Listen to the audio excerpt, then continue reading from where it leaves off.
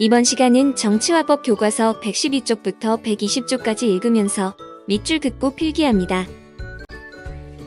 민법의 개념, 학습 목표, 민법과 다른 법의 차이점을 구분할 수 있다. 민법의 의의와 기능을 설명할 수 있다. 사건 1에서 민수는 혜정에게 돈을 빌리고 갚지 못한 것으로 범죄가 아니라 채무를 이행하지 않은 민사사건에 해당하므로 민법이 적용된다. 그러나 사건 2에서의 민수는 돈을 갚을 생각 없이 혜정을 속인 행위로 범죄에 해당하므로 형법이 적용된다.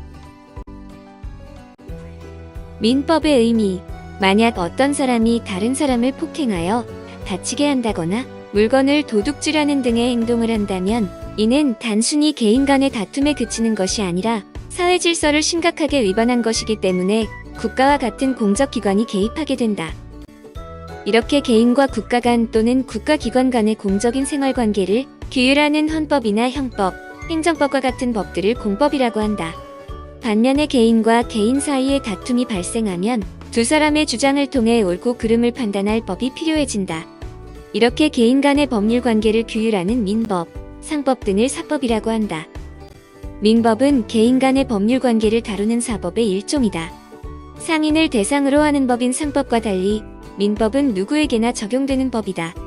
또한 권리, 의무의 발생과 변경, 소멸 등을 규정하고 있다는 점에서 실체법에 속한다.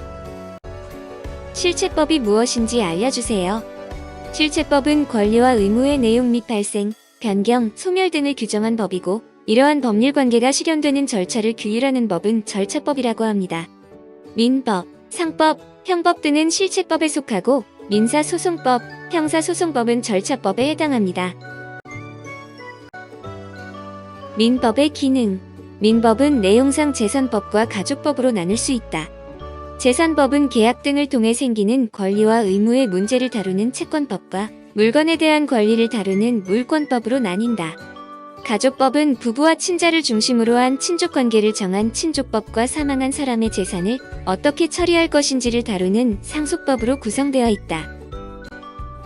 계약, 사람과 사람 사이에 일정한 법률 효과를 발생시킬 목적으로 이루어지는 합의 또는 약속.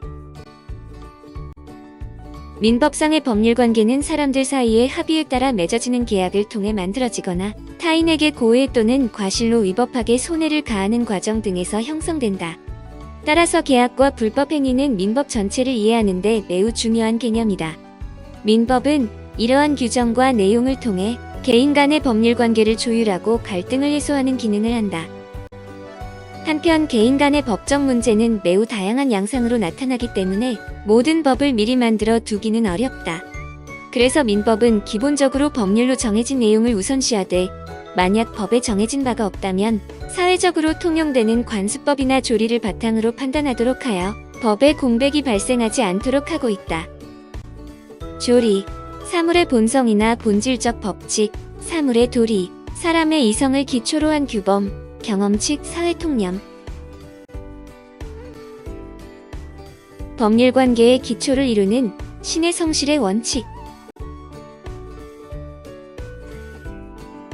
민법의 기본 원리, 학습 목표. 근대 민법의 세 가지 기본 원리를 알고 그 한계를 말할 수 있다. 수정된 현대 민법의 세 가지 원리를 설명할 수 있다. 근대 민법의 기본 원칙. 현대 사회에서는 개인이 자신의 재산을 마음대로 처분하고 법률 관계를 자유로이 형성하는 것이 당연하게 여겨지고 있다. 하지만 근대 이전의 사회에서는 신분에 따라 권리의 차별이 존재하였다. 서로 평등하지 않은 주체들 사이에서 자유로운 거래가 이루어지기란 어려운 일이다. 따라서 본격적인 민법의 등장은 근대시 민혁명을 통해 신분제도를 타파하고 누구나 평등한 권리를 지닌 법적 주체로 존중받게 되면서 비로소 가능하게 되었다. 이처럼 근대 민법은 신분, 계급, 성별의 차이를 두지 않고 모든 사람이 평등하게 권리와 의무의 주체가 될 수 있다는 생각을 바탕으로 성립되었다. 이후 민법의 발전 과정에서 이를 보다 구체화한 세 가지 원칙이 만들어지게 되는데 이 원칙들은 오늘날까지도 민법의 기본 원칙으로 중요하게 여겨지고 있다. 프랑스 인권선언은 1789년 8월 26일 인간과 시민의 권리 선언이라는 이름으로 국민의회에 의하여 선포되었다. 구체제의 모순을 극복하고 시민 계급의 자유를 강조한 이 선언은 후에 프랑스 헌법의 전문으로 채택되어 세계 각국의 헌법과 정치에 커다란 영향을 미쳤다. 근대 민법은 사유 재산권 존중의 원칙, 계약 자유의 원칙, 과실 책임의 원칙을 기본 원칙으로 하고 있다. 사유 재산권 존중의 원칙. 개인은 자신이 소유하는 재산을 배타적으로 사용, 수익 또는 처분할 수 있는 권리를 가지며 다른 사람이나 국가가 이 권리를 침해해서는 안 된다는 원칙이다. 사유 재산권 중 핵심 내용이라고 할 수 있는 소유권을 전면에 내세워 소유권 절대의 원칙이라고도 한다. 계약 자유의 원칙. 법률 관계를 형성하는 건 역시 개인의 자유로운 의사에 맡겨야 하고 국가가 개입해서는 안 된다는 원칙이다. 이는 개인이 스스로 자기 일을 결정해서 자유롭게 권리 의무 관계를 형성할 수 있다는 의미를 담고 있다. 과실 책임의 원칙. 어떤 사람이 다른 사람에게 위법 행위로 손해를 입혔을 때 자신에게 고의나 과실이 인정되는 경우에만 책임을 지고 그렇지 않으면 책임을 지지 않는다는 원칙이다. 다른 사람에게 피해를 주었더라도 행위자에게 고의나 과실이 없다면 책임을 부담하지 않기 때문에 개인의 자유로운 활동을 보장하는 원칙일 뿐만 아니라 근대 사회에서 기업이 적극적으로 활동할 수 있는 기반이 되었다. 아르바이트생의 한숨. 과실 책임의 원칙 위반.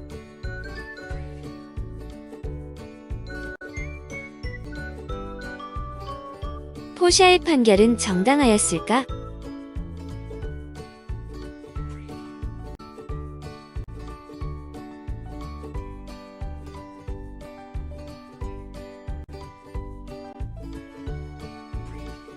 개인의 권리는 어디까지 보장될 수 있을까? 가에서 다의 사례의 근대 민법의 세 가지 원칙을 적용할 때 각각의 원칙이 지니는 한계는 무엇인지 적어보자. 가.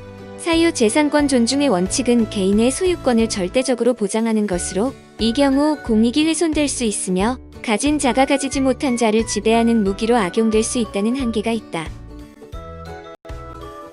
나.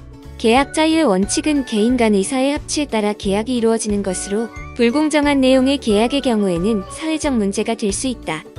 경제적 약자에 대한 일방적인 계약 강제가 될 수 있는 것이다. 다. 과실 책임의 원칙. 과실 책임의 원칙만을 강조할 경우 인과관계가 불분명한 피해에 대해서는 책임을 물을 수 없게 된다. 경제적 강자의 책임을 면하게 하는 구실이 될 수 있다. 늘 다니던 길 돈을 내라고? 현대판봉이 김선달. 법원은 토지 소유자인 B씨의 주장이 권리 남용에 해당한다며 A씨 등의 통행할 권리를 보장해 주었다. 비록 소유권을 지닌 사람이라 할지라도 권리가 함부로 사용되지 않도록 제한되어야 한다는 권리 남용 금지의 원칙에 해당하는 사례이다. 근대 민법 세 가지 원칙의 수정. 근대 민법의 세 가지 원칙은 개인의 재산권을 보장하고 자유로운 법률 관계를 형성할 수 있게 하여 자본주의 경제 발전의 초석을 놓았다는 점에서 큰 의의가 있다. 하지만 개인의 권리를 최대한 보장하다 보니 적지 않은 문제점도 발생하였다. 개인의 평등한 관계를 전제로 만들어진 원칙들이지만 현실은 가난한 사람과 부유한 사람, 강자와 약자가 존재하고 그들 간의 경제적 차이는 사회적인 불평등의 심화를 가져온 것이다. 이러한 불평등의 심화가 사회 불안으로 이어지게 되자 근대 민법의 원칙들은 다음과 같이 수정되었다. 소유권 공공복리의 원칙. 사유 재산권 존중의 원칙을 수정한 소유권 공공복리의 원칙이 등장하게 되었다. 이로써 개인의 재산권은 여전히 보호받아야 할 대상이지만 절대로 침해될 수 없는 신성한 권리라기보다는 공공복리의 차원에서 제한될 수 있는 상대적 권리로 그 성격이 바뀌었다. 계약 공정의 원칙. 계약 자유의 원칙을 수정한 계약 공정의 원칙이 등장하게 되었다. 개인 간의 법률 관계가 각자의 의사에 따라 형성되는 것은 당연하지만 그 내용이 사회 질서에 반하고 공공의 이익을 위협해서는 안 된다는 내용이 추가되었다. 무과실 책임의 원칙. 산업의 발전으로 사회적 위험이나 공해를 일으키는 기업이 있어도 과실 책임의 원칙만으로는 손해배상 책임을 묻기 어려운 경우가 발생하면서 과실 책임의 원칙은 무과실 책임의 원칙이라는 예외를 인정하는 것으로 수정되었다. 이에 따라 어떤 기업이나 개인이 환경오염 등과 같은 사회적인 위험을 초래한 경우 과실이 없더라도 이에 대한 손해배상 책임을 지도록 할 수 있게 되었다. 예를 들어 어느 공장에서 폐수를 흘려보냈는데 멀리 떨어져 있는 양식장이 피해를 보았다면 이 공장은 양식장의 피해에 대해 배상 책임을 지게 될 것이다. 또 원자력 발전소와 같은 위험성이 높은 시설에서 원자로의 운전 등으로 인해 원자력 손해가 발생한 경우에도 무과실 책임의 원칙이 적용된다. 주의할 점은 근대 민법의 세 가지 원칙이 폐기된 것이 아니라 여전히 우리 사회의 기본 원리로 작용하고 있다는 것이다.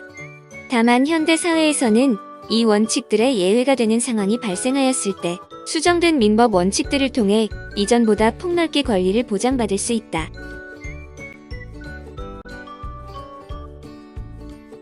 근대 민법의 수정 원칙을 둘러싼 논란. 사회 변화에 발맞추어 근대 민법의 세 가지 원칙도 수정 보완되었지만 수정 원칙은 개인의 권리를 침해하는 문제가 심각하다는 반박도 만만치 않다. 근대 민법의 수정 원칙을 둘러싼 논란들을 살펴보자. 소유권 공공복리의 원칙을 둘러싼 논란.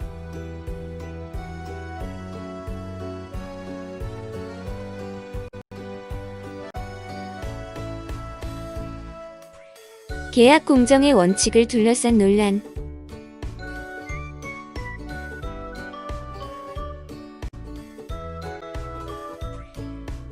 무과실 책임의 원칙을 둘러싼 논란.